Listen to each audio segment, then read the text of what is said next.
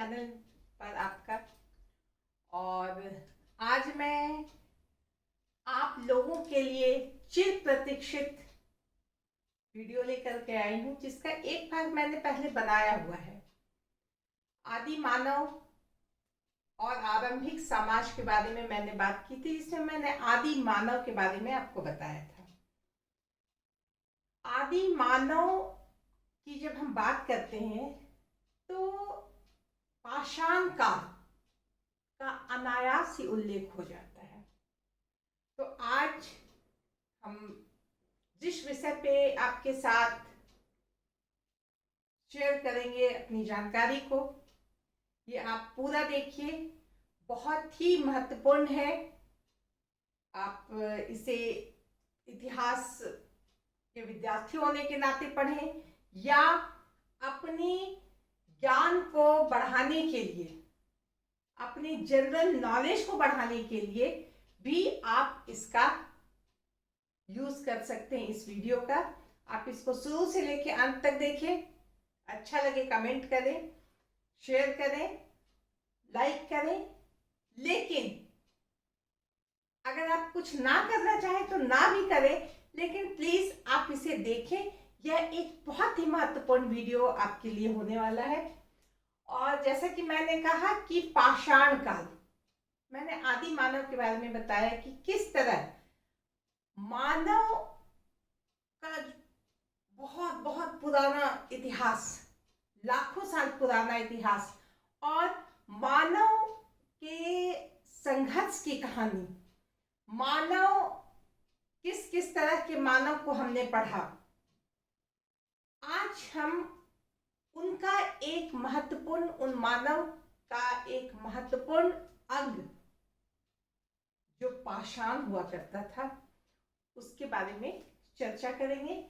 पाषाण काल, stone age, पाषाण का मतलब पत्थर होता है, और आरंभ में मनुष्य के लिए ये पत्थर जो है वही एक महत्वपूर्ण उसके जीवन का अंग हुआ करता था। कितने आश्चर्य की बात है कि एक पत्थर ही आदि मानव का आहार का साधन होता था, सुरक्षा का साधन होता था।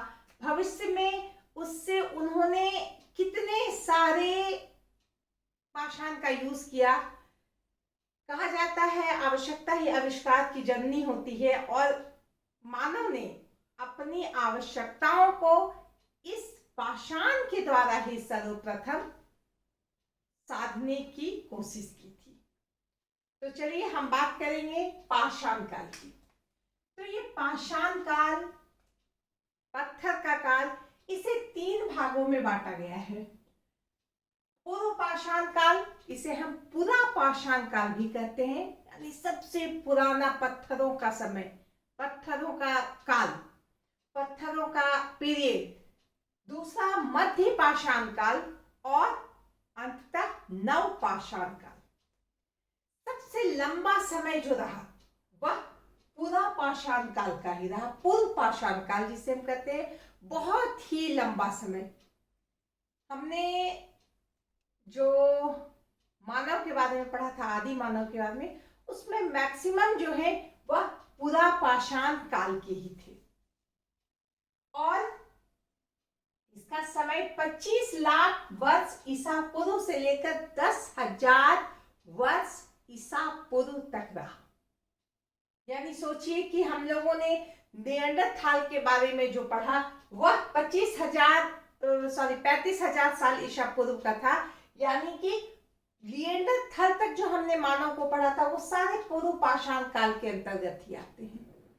क्योंकि यह पूर्व पाषाण काल बहुत लंबा समय, आप हम देख रहे हैं 25 लाख, ईसा के जन्म के 25 लाख साल पहले से लेकर के ईसा के जन्म के 10,000 साल तक, यानी एक बहुत लंबा काल।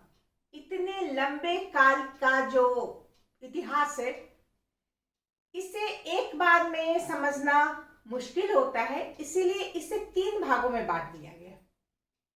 निम्न पाषाण काल, यानी सबसे पहले का जो भाग हुआ वो निम्न पाषाण काल कहलाया। मध्य पूर्व पाषाण काल और निम्न पूर्व पाषाण काल, यानी कि पूर्व पाषाण काल के 3 जो भाग हैं उसे हमने अपने सुविधाजनक तरीके से विभाजित किया।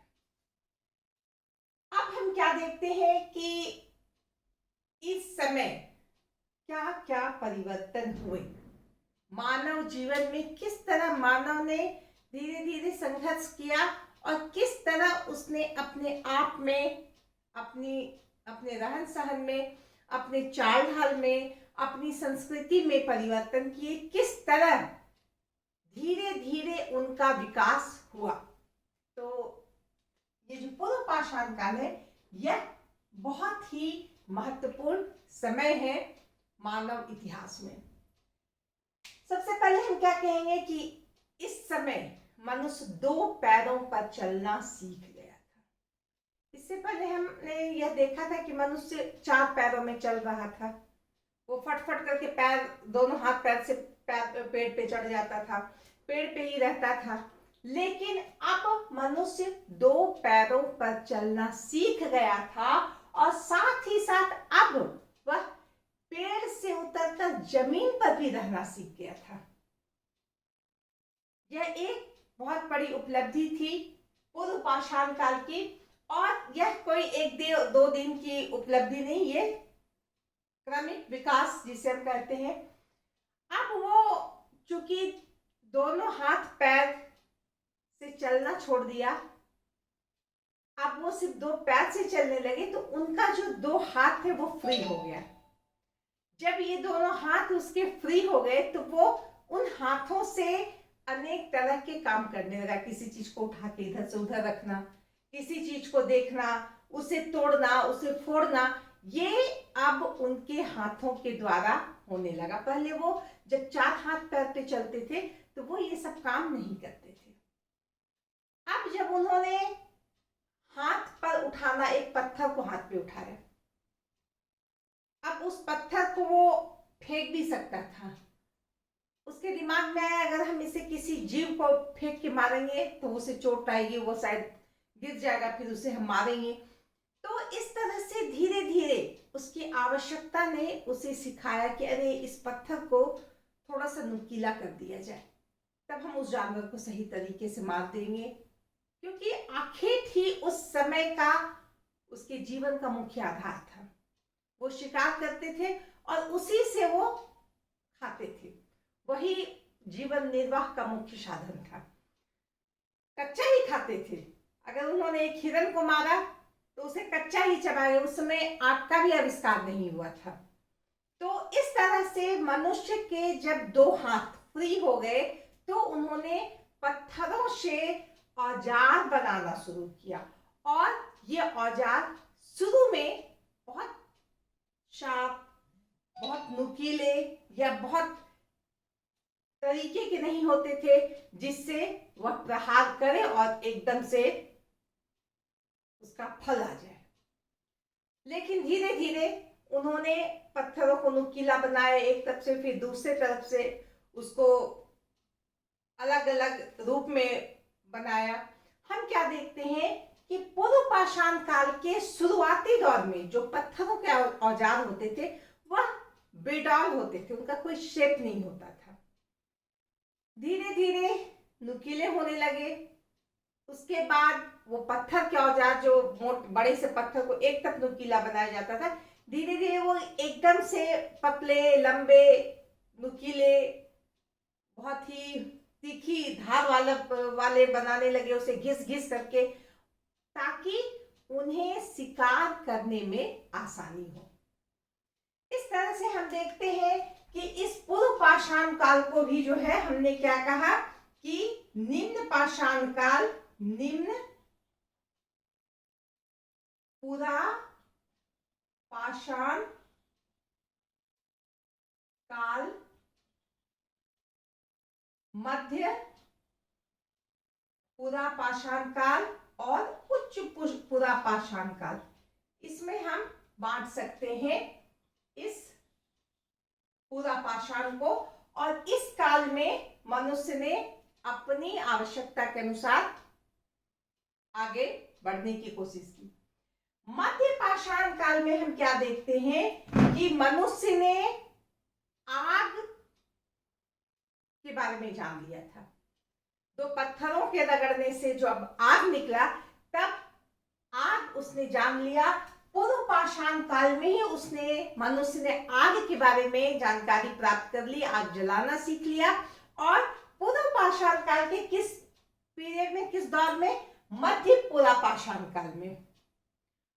और जैसा कि हमने पिछले क्लास में बताया कि निएंडरथल जो मानव थे, उन्होंने आग का आविष्कार किया। निएंडरथल मानव एक आधुनिक मानव के बहुत ही करीबी है, जैसा कि हम लोग जानते हैं। उसने दिमाग का भी यूज किया, उनमें चिंतनशीलता भी थी। उसे पहला दार्शनिक मानव भी कहा जाता है। क्योंकि ये पूरा पूर्व पाषाण काल का जो समय बीतने लगा, मध्य पाषाण काल तक का समय आया, वो हिम युग का अंतिम चरण था। बहुत ही ठंडा समय, जब मानव गुफा में रहने के को, ठंड से बचने के लिए वो गुफा में घुस के रहने लगा। पेड़ से उतर के जमीन पे, जमीन से उतर करके गुफा में, क्योंकि गुफा में वह ठंडा से बच सकता था। क्योंकि बहुत अधिक ठंड थी, तो जानवर जो थे, खतरनाक जानवर, वो भी अपनी जान बचाने के लिए गुफा की तरफ ही दौड़ते थे। ऐसे समय में गुफाओं के दरवाजे पे आग जलाकर उन्होंने अपनी सुरक्षा की। तो इस तरह हम याद रखेंगे कि पूर्व पाषाण काल की एक महत्वपूर्ण उपलब्धि क्या थी? आग का प्रयोग। आग का प्रयोग उन्होंने करना शुरू कर दिया था। और अब ये मिलकर भी रहने लगे थे बड़े बड़े झुंडों में। साथ ही साथ हम क्या देखेंगे कि जैसे जैसे समय बीतता गया, मध्य पाषाण काल से उच्च पाषाण काल की तरफ समय बढ़ता गया, हम देखेंगे कि उन लोगों ने जो जानवर के दांत थे, उससे भी औजार बनाने सीखे। जानवरों के जो हड्डी होते थे, उनके सींग होते थे, उनसे भी उन्होंने तरह तरह के औजार बनाए, ताकि उन्हें आखेट करने में या शिकार करने में आसानी हो। और इस तरह से हम देखते हैं कि पूर्व पाषाण काल या पूरा पाषाण काल का जो अंतिम चरण है, यहां तक आते आते मानव ने अपने आप को बहुत अधिक विकसित कर लिया था। अब उस समय का एक सुई, पत्थर का सुई भी मिला है। संभवतः उससे वो सिलने का भी कोशिश उस समय से जारी हो गया था। और इस तरह से हम देखते हैं कि पूर्व पाषाण काल की मानव के लिए, पूर्व पाषाण काल में भी मानव ने जो उपलब्धि पेश की, वह सबके लिए, आगे के लाइफ के लिए, सबके लाइफ के लिए बहुत ही आसान हुआ। अब हम बात करते हैं मध्य पाषाण काल। 10,000 साल ईसा पूर्व से लेकर लगभग 5-7 हजार ईसा पूर्व तक का काल हम मध्य पाषाण काल कहेंगे। मध्य पाषाण काल में हम क्या कहेंगे कि अब मनुष्य के पास ज्यादा ज्ञान हो गया था। अब वो मछली पकड़ना सीख गए थे। अब नदी के किनारे उन्हें पता चल गया था कि ये मछली भी जो है खाने की चीज होती है। तब तक आग का भी आविष्कार हो गया था। जब आग का आविष्कार हो गया था, तो अब लोग मांस को भूंज करके भी पका करके खाने लगे थे, तो उनका टेस्ट उसे अच्छा लगने लगा था। पका के खाने लगे थे, तो उसके पेट को, जो उसके पाचन तंत्र है, उसको भी कम मेहनत करना पड़ता था और खाने में भी उसे अच्छा लगता था। तो जो शक्ति, जो एनर्जी खाना को पचाने में लगता था, अब वो एनर्जी उसके दिमाग में आ गया और वह दिमाग से भी बहुत कुछ करने लगा। कौन? मानव, आदि मानव। आग का प्रयोग अपने आप में एक बहुत बड़ी उपलब्धि थी।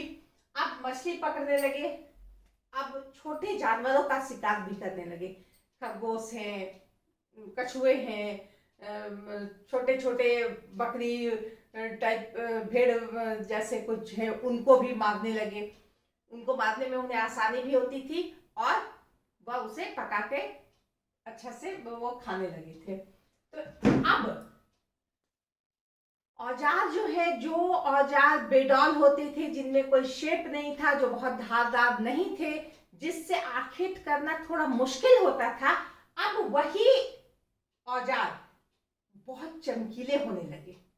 अब उसको घिस घिस करके इतना नुकीला, इतना शार्प बनाया जाता था, जो उसके जीवन के लिए बहुत अधिक उपयोगी होने लगे। भाले का यूज होने लगा, उन्हीं हड्डियों से, सिंग से भाले जैसी चीज बनाए जाने जिसको फेंक करके मारा जा सकता था। चाकू जैसी चीज बनाए जाने लगे जिससे बड़े मांस को काट करके उसे छोटा किया जा सकता था। इस तरह के बहुत सारे हथियार उनके दिमाग में आने लगे कि किस चीज के लिए हमें किस टाइप का औजार बनाना है, किस टाइप का हथियार बनाना है। तो मध्यकालीन मध्य पाषाण काल में मानव ने इस तरह से अपना विकास किया और इस तरह से मानव जीवन में जो उपलब्धि होती है उन्होंने प्राप्त की। अब वो छोटे छोटे समूह में रहने लगे थे। और इस काल की एक बहुत ही महत्वपूर्ण बात कि पहली बार कुत्ते को पालतू बनाया गया था। सबसे पहला जानवर जिसे मानव ने पालतू बनाया वह क्या था? कुत्ता। यह मध्य पाषाण काल की बात है। इसके बाद भेड़, बकरी, शुअर वगैरह वगैरह बहुत सारे पालतू जानवर बनाए गए। बाद में सबसे गाय, बकरी, भैंस, ये सारे कुछ को लोगों ने पालतू बनाया। उससे वो फायदा लेते थे, उसका दूध खाना सीख गए थे, उसके सींग से, मरने के बाद उसके चमड़े से उनके जीवन को यह सब थोड़ा आसान बनाने में सहायक हुआ। सबसे बाद में मनुष्य ने घोड़े को पालतू बनाया था, हमें इस बात को याद रखना चाहिए। और जब उसने घोड़े को पालतू बनाया तब उसका जीवन, मानव का जीवन बड़ा ही आरामदेह हो गया। इस तरह से कुत्ते को पालतू बनाना मध्य पाषाण काल की एक महत्वपूर्ण घटना थी। अब लोग घिसने भी लगे थे, पीसने भी लगे थे कि अरे इसको पीस के खाओ, इसको चाटो, वाह ये तो बड़ा अच्छा लगा खाने में। यानी घास, तरह तरह के पत्ते, इनको घिसने लगे थे और उसका तरह तरह से यूज करते थे। कहीं चोट लग गई तो उसको लगा लेते थे, तो अरे ये तो लगाने से हमारा ठीक हो गया, ये खाओ। खाने में उस स्वाद बढ़ाने के लिए तरह तरह का घास, पत्ता पीस करके वो अपने खाने का स्वाद बढ़ाने लगे थे। इस तरह से हम यह भी देखते हैं कि परिवार, यानी पुरुष, स्त्री और उसके बच्चे अब एक साथ रहने भी सीख गए थे। पहले जो पूरी तरह से खाना बदोश जीवन था इनका, अब समाप्त होने पर आ गया था। कब? मध्य पाषाण काल में। अब हम बात करेंगे नव पाषाण काल की। ये पाषाण काल, पत्थरों का जो काल है, इसे 3 भागों में बांटा गया। उसमें सबसे बाद का जो समय है वह है नव पाषाण काल।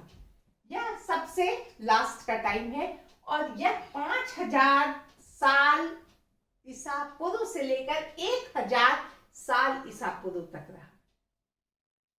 यह एक एकदम से नया जमाना था, पाषाण काल का नया जमाना जिसे हम कह सकते हैं। इसमें जो क्रांति हुई वह बाद के मानव के लिए तो मैंने उसके जीवन का एक उजाला ही प्रकाशमय कर गई। सबसे बड़ी क्रांति क्या थी इस युग की? कृषि क्रांति।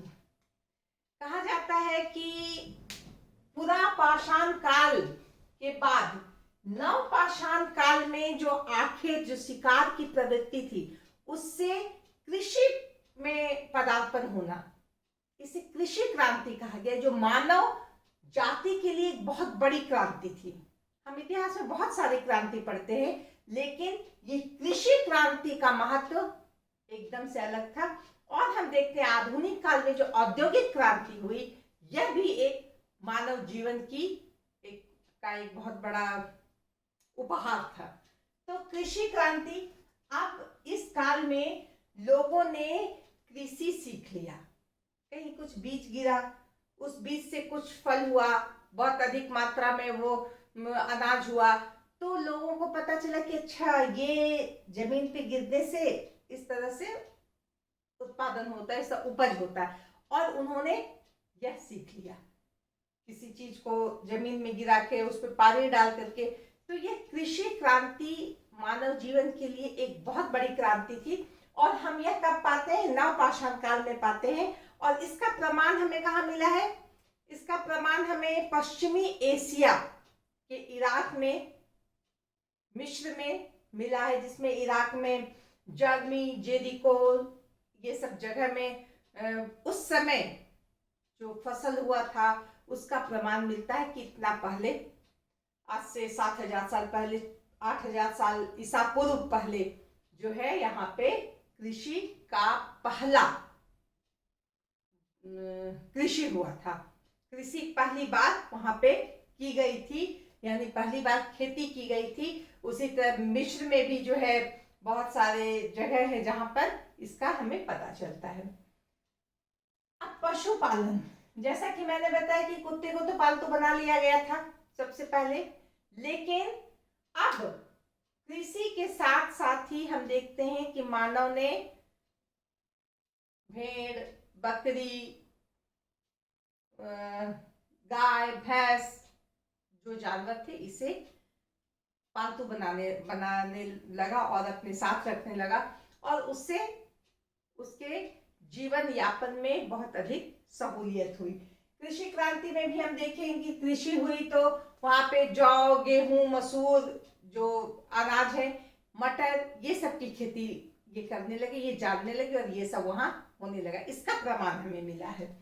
पशुपालन में जैसा कि मैंने अभी बताया कि घोड़े को उन्होंने सबसे बाद में पालतू बनाया, और घोड़े को पालतू बनाने के बाद उनका जीवन बहुत आसान हो गया। अब हम बात करेंगे आवास। पहले पेड़ पे रहता था मनुष्य, जमीन पे उतरा, ठंड लगी, गुफाओं में गया। अब जब वो परिवार बना के रहने लगा, और तब जब वह खेती करने लगा, तब उसके जीवन में एक स्थायित्व आ गया कि अब हमें यहाँ रहना है। और जब उन्होंने रहना शुरू किया तो घर बनाना शुरू किया, झोपड़ी बनाना शुरू किया, मिट्टी और घास का दीवार बना करके, जमीन को जो है मिट्टी का जमीन हुआ करता था, छत को जो है घास फूस लकड़ी से उसको छा देता था। तो इस तरह से जो है हम देखते हैं कि आवास निर्माण भी नवपाषाण काल में मानव ने सीख लिया। इसका प्रमाण हमें स्विट्जरलैंड में भी मिलता है कि किस तरह झील में जो है लकड़ी का स्टैंड बना के उसके ऊपर घर बनाया, सीढ़ियों की व्यवस्था भी उन्होंने करना सीख लिया था। साथ ही साथ दो लकड़ी को एक कील से कैसे जोड़ा जाता है यह भी उन्होंने सीख लिया था। ये सारे प्रमाण हम पाते हैं। तो इस तरह से हम देखते हैं कि नवपाषाण काल आदि मानव को आधुनिक बनाने वाला काल था। वस्त्र, अब उन्होंने वस्त्र पहनना सीख लिया था। इससे पहले ही ठंड से बचने के लिए जानवरों का छाल, पत्तों को सिल करके उन्होंने पहनना शुरू किया था। लेकिन अब जो उनके वस्त्र थे, जो भेड़ के या जानवर के खाल के बनते थे, अब उसे उन्होंने सिलना सीख लिया था, उसे परिष्कृत करके पहनना सीख लिया था। यहाँ तक कि अब जो पेड़ के रेशे होते हैं उनसे जो है ये धागा बना करके वस्त्र बनाना सीख लिया था, क्योंकि पत्थर की तकली जिससे रेशे धागा बनाया जाता है वो भी हमें उस समय मिले हैं। यह इस बात का प्रमाण है कि लोग धागा बनाने लगे थे और धागा से वस्त्र निर्माण करने लगे थे। सामाजिक व्यवस्था, नवपाषाण काल की एक बहुत बड़ी बात है कि अब सामाजिक व्यवस्था भी देखी जाने लगी।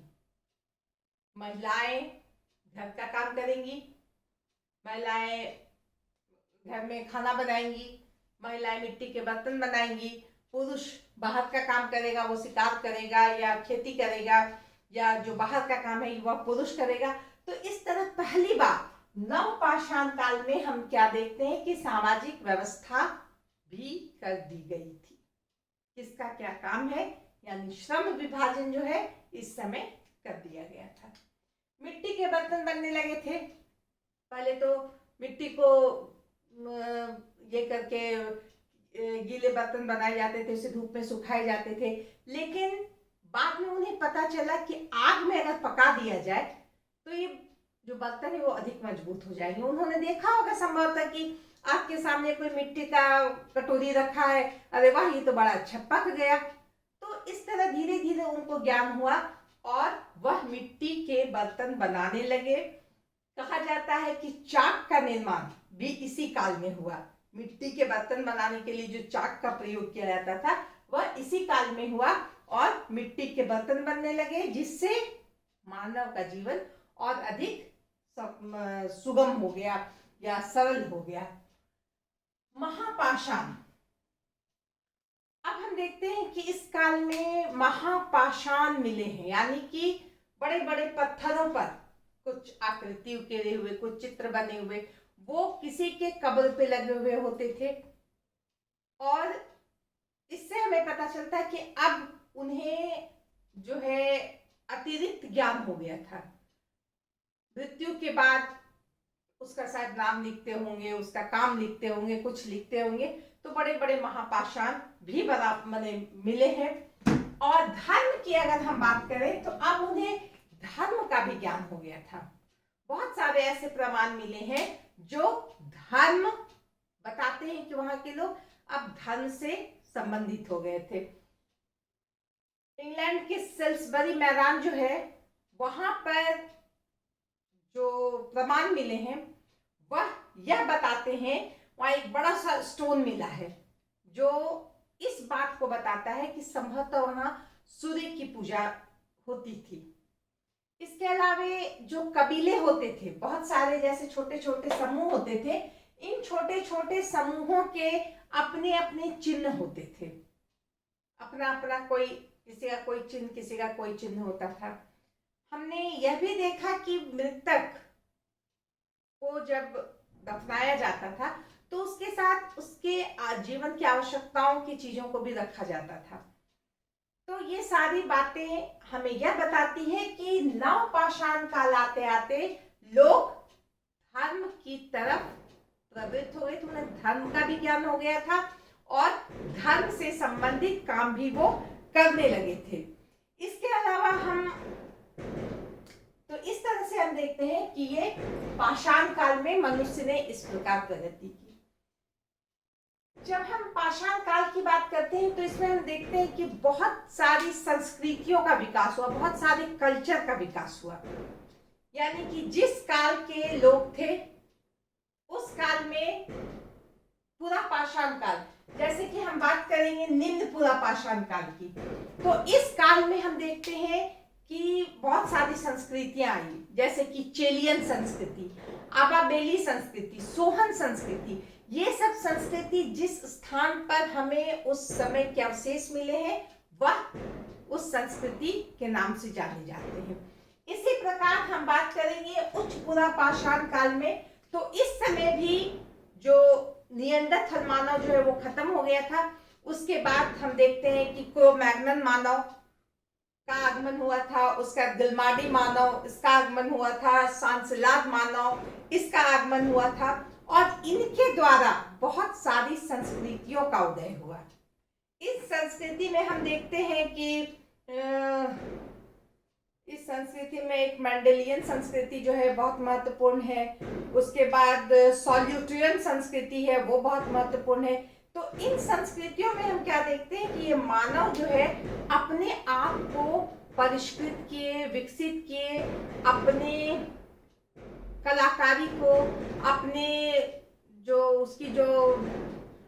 उसका जो ज्ञान था वह हमें उस संस्कृति में देखने को मिलते हैं।